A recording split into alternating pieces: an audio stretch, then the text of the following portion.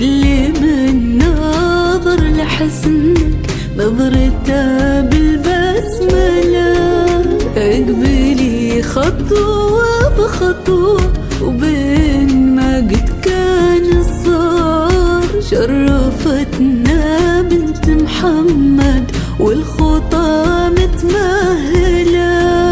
الأغاني جسدت لك لحنها بكل اختصار، والشعر يكتب حروف